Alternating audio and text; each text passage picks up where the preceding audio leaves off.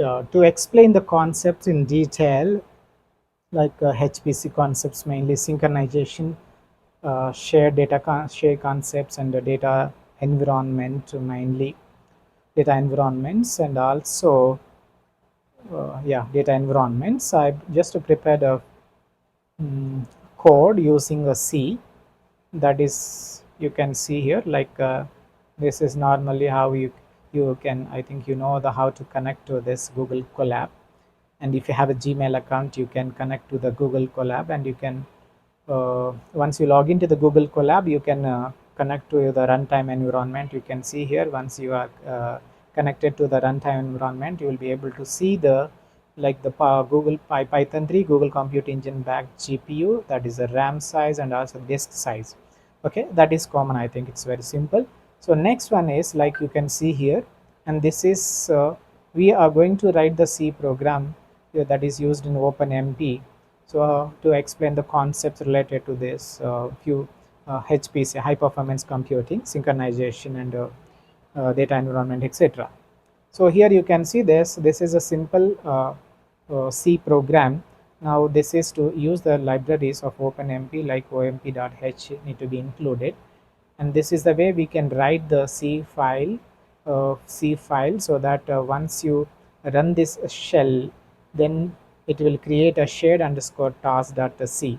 So this is just a name, user defined name that will be given to this C file, but that should have a .c extension. So once it is, like suppose if I run this, and you will be able to see the file that is shared underscore .c. This is a C file that is being created once you hit the play button. So now in this C here, it's very simple code. There's nothing complex here. So here this is a main function, integer x equal to 5, and this is a pragma omp parallel, that is to run the task in parallel, like based on the number of threads or number of cores, and pragma omp single, that is inside it pragma omp task shared. And this is the code that is to be executed, x equal to x plus 10. And here, by using this printf, we are going to print a task updated, and that is x value, updated x value, and by which thread that value been updated. The thread number would be displayed inside this, and that thread number will be, we will get this thread number by using this omp get thread number function. This is a predefined function that you can use to get the thread number. So that will be printed. So I have already run this shell, so that this shared underscore task.c file already been created, and that I have already shown in the folder. So next, and the final value, like this is a parallel, and this is a single task, and this is a shared task. So how the value would be affected, and this is, so here there's nothing different. Like you can see here, once you execute this, and you'll be able to see the a message like writing this shared underscore task data c. And if you want to rerun this, and you will get, like sometimes, mostly if you rerun the same code, then you will get a overwrite overwritten.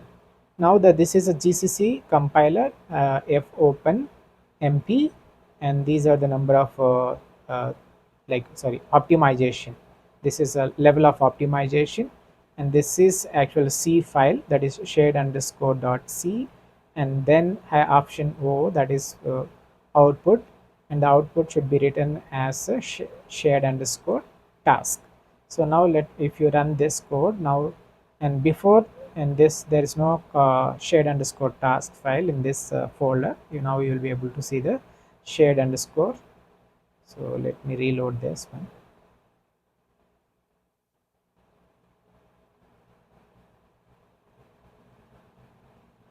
Yeah, let me just check it once. No, this is, now you can see shared underscore task been created, that is executable file. Now we can run this code. So let us just move to the next line. So this is the way we can run this executable, that is shared underscore task.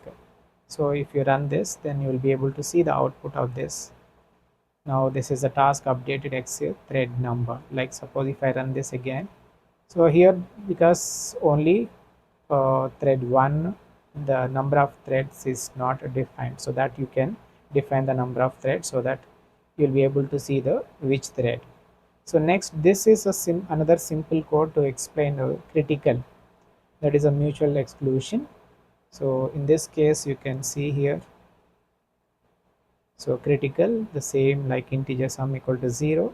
Now you can see here OMP set number threads. So if you want to check the real time how it would be, you can set the number of threads as a 10 here.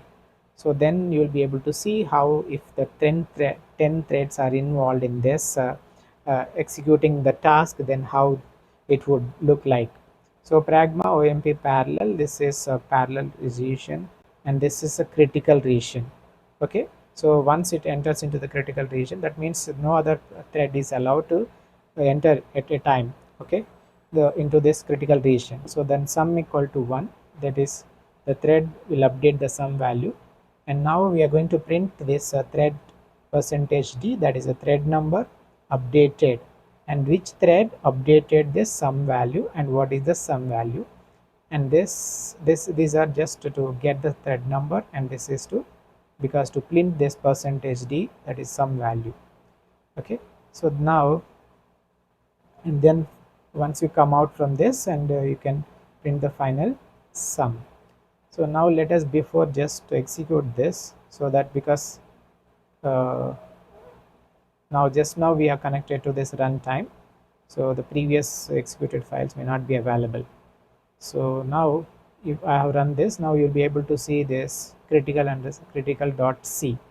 So now let us run this code uh, by using this GCC compiler, and this is high level optimization. So if you use a high level optimization, you would be able, not be able to see the race condition, presence of race condition.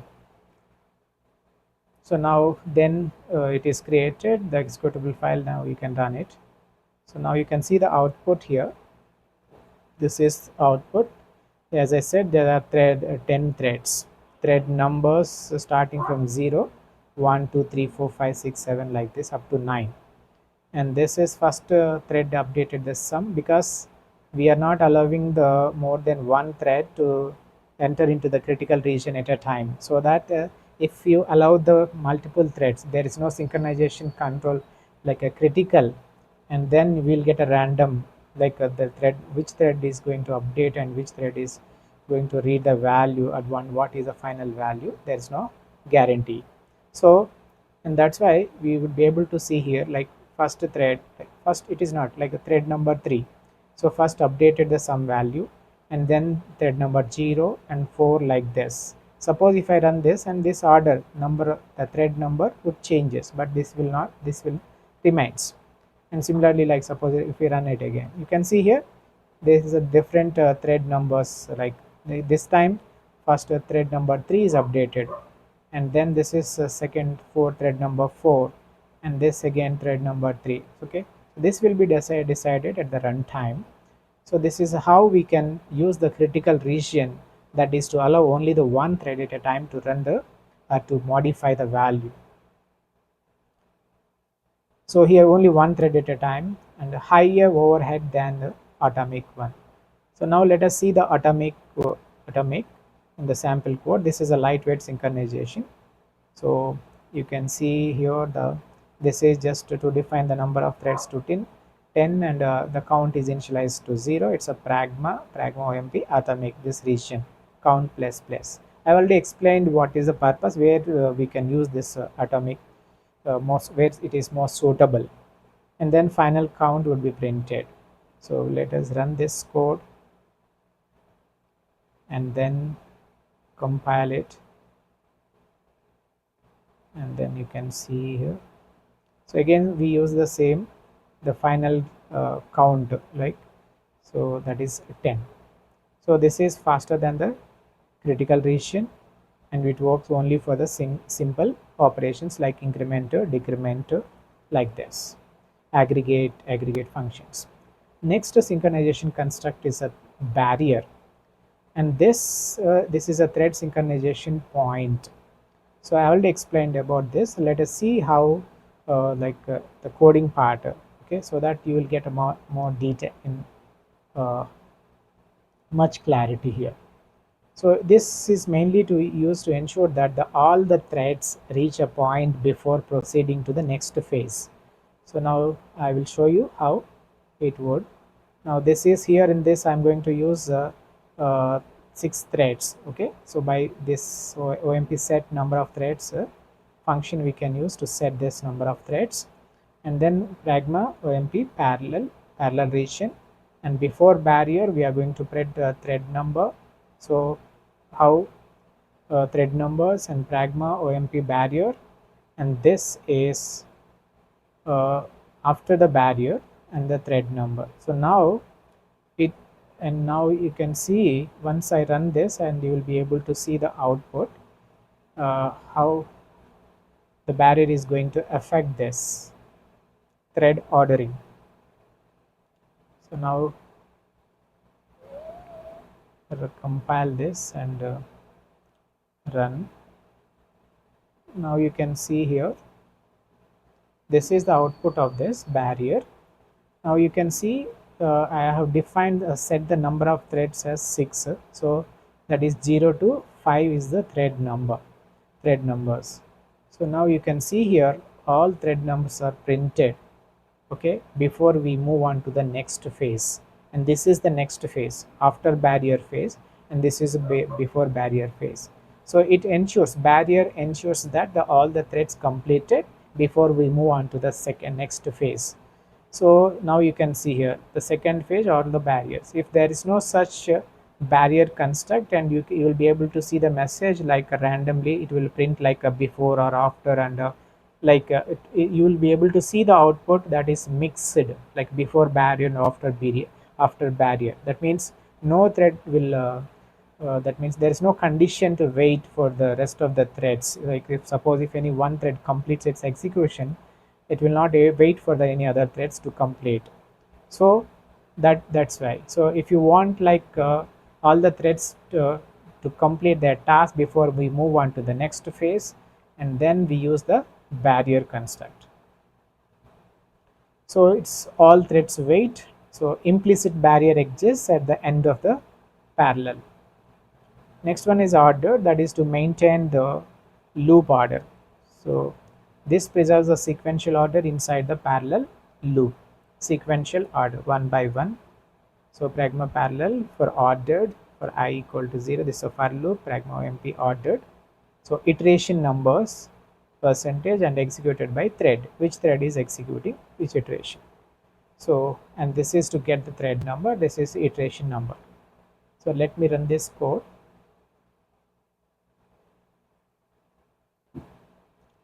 Now compile this, and we are using this -o and 3. This is a higher level of optimization, so that means we will not able to see the race condition here. Now you can see thread order like a 0 1 2 3 4, any number of times if you can run it. So like each iteration, like first iteration would be handled by the first thread, second iteration would be handled by the second, like they will follow in sequence. So loop iterations executed in order, it reduces the parallel performance because of following the in sequence. And the no lock, suppose if there is no lock, and how the output would be. So before, let us just quickly go through this sample code. In this is remains the same, that is to set the number of threads, and x equal to 0, and this is a parallel region. So x, this is x plus plus, there's no synchronization construct here, and thread number updated, which thread is updating, and the x value, we are going to print the x value. And next one is a final value of x. So if there is no if there is no synchronization, then you can see here the value, how the output would be. This is a final value of x. Okay, so now let me run this first. So to create this omp underscore no lock dot c file, and then compile it, and this is a lower level, because if I use this higher level optimization, you will not be able to see the race condition, presence of race condition. Okay, because it's very simple code, so that's why I just set this optimization to the very lower level, so to see whether it is really whether we would be able to see the effect of this no synchronization. Without synchronization, how the output would be, and with synchronization, how. So I have run this code and then run this one. So these are all the experiments I've done it. Like, so now thread 1 updated and thread 0 updated x equal to 5, and the thread 4 updated 1 and thread 2 updated, and thread like this. This is the way the threads are updating. Okay, and now let us see here. It is again another version of this no lock. Have set this number because that is very small number of iterations, so that's why I just increased the number of iterations like this loop for loop, and to see the really what is the effect of this effect of no loop lock, that is no synchronization construct. So now let us just see, just execute this one, and now you can see final value. This compiled it. Now I'm just trying to run it again and again. Okay, so now you can see here this is the final value of x, and if I run it again, you can see here that is another number. If I run it again, another number, and if you run it again, and this is another number. Like every time almost we are getting the different sum value. So that is the effect of race condition. That means no synchronization construct is used in this sample code, so that's why the race condition is present. So it, so that's why you would be able to see there's a different output values. So now let us uh, another version. Here I have increased the loop iteration more. Then you can also see the effect of this race condition, presence of race condition, or the no lock, how the output would be, effect would be. So just move up.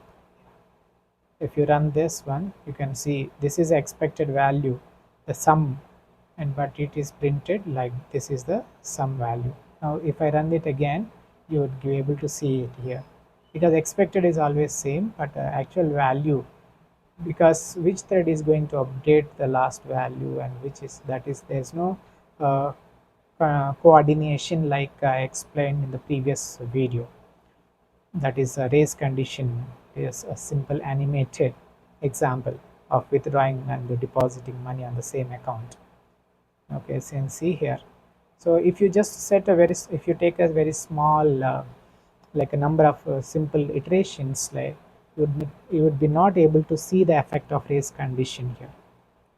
Okay, and also you have to set this optimization level to the low. Even if you set the optimization level to the very high also, you would be not able to, because the race condition would be like hidden by this optimization, high level optimization.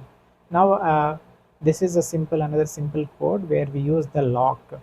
Okay, so now you can see here the same like just before the example one, and this is OMP lock. We have to, this is to use the locking mechanism, and we are going to use the number of threads as a 10, and we are going to initialize the lock. We have to create the lock and then pragma OMP parallel for a schedule, and these are like a different schedule, dynamic and guided static schedules, and where this is the chunk size.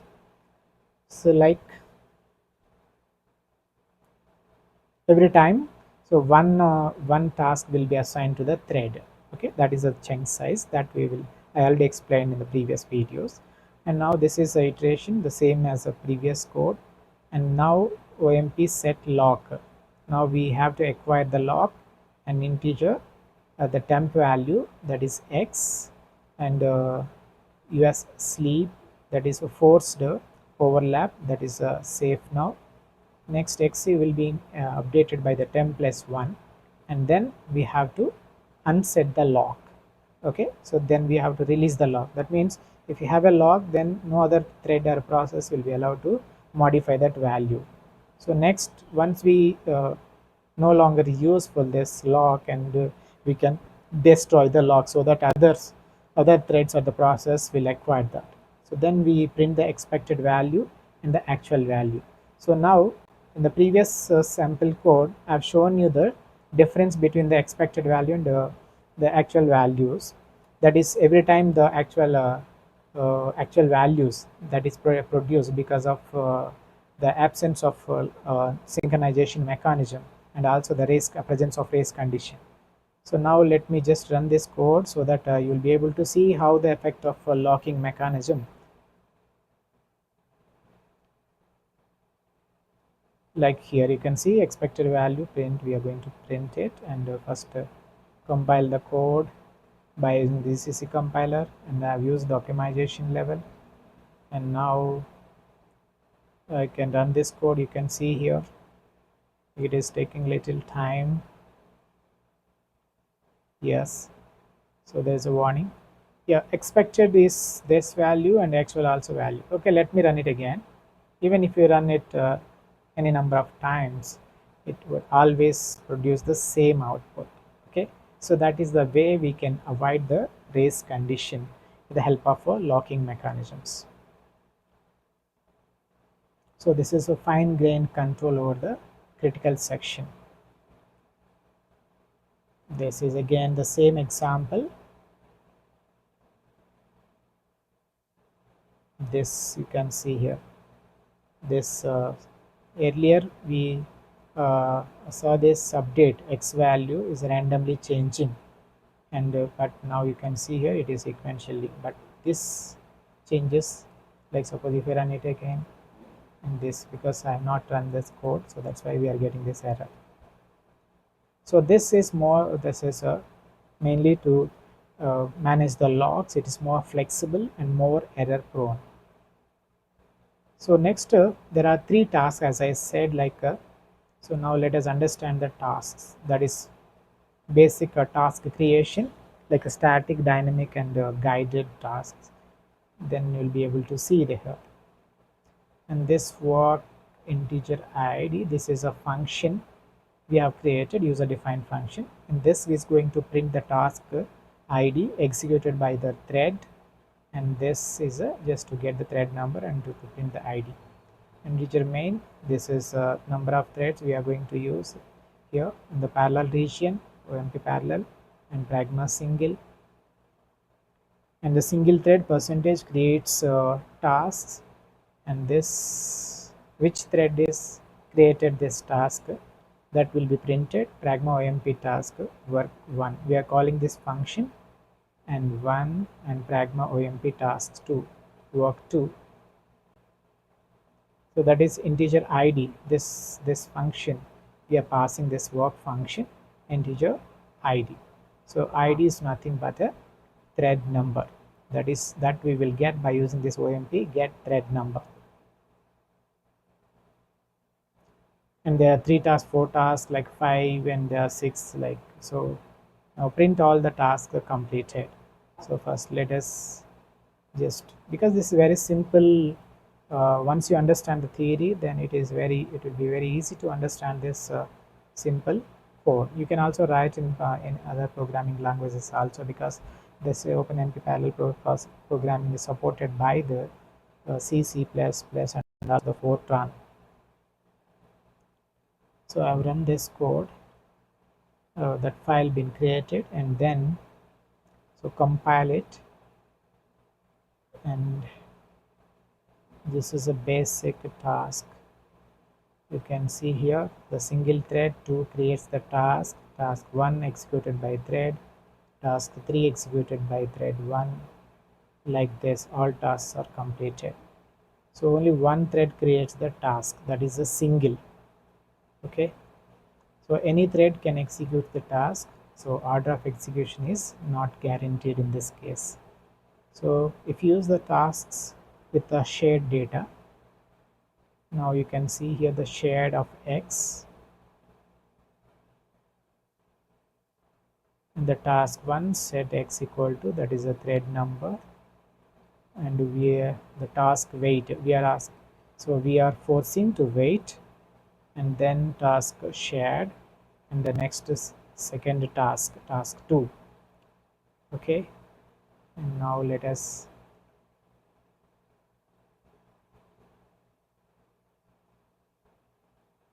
run this. So this shared underscore task would be created, .c file would be created here. Next we can compile by using GCC compiler, and then we can run this. So task 1 sets x equal to 10, and the task 2 sets, so without a wait we'll get a random value, that is a task dependency. You can see here the dependency task, so how it would be this pragma OMP parallel region, and inside we are going to create a single OMP task dependent. Okay, so output and input, so from where we are getting this output and where we which task is receiving the input. Okay, so that is, if you run this one, this is another way we can make it as a dependent. Okay, one thread has to wait for the other thread to produce the output.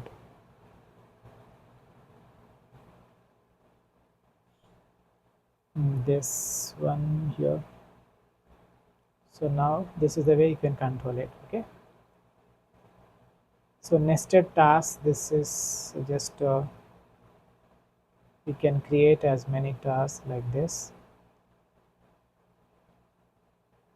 These are all other I do not want to explain.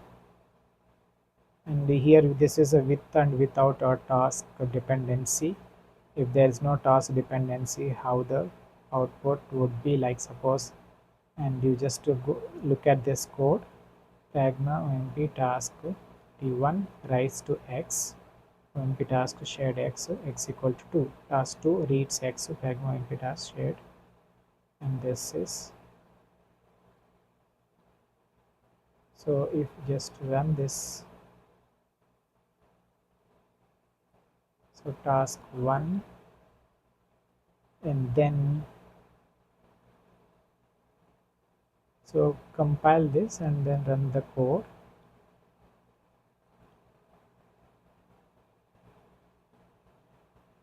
You can see here it is changing, like first time x1, now I'm just keep on running. Let me run it again, so that now you can see here 2. So OpenMP runtime is free to execute the task in any order. Okay, here the possible outputs is either x equal to 2 or x equal to 1. This is called as a data race. That means program is logically incorrect. Produce the output, but it is logically incorrect. So without a dependent, that is using the task wait, and we can implement the code also, so that you will always see the same output one. Like for example, okay, I think it's,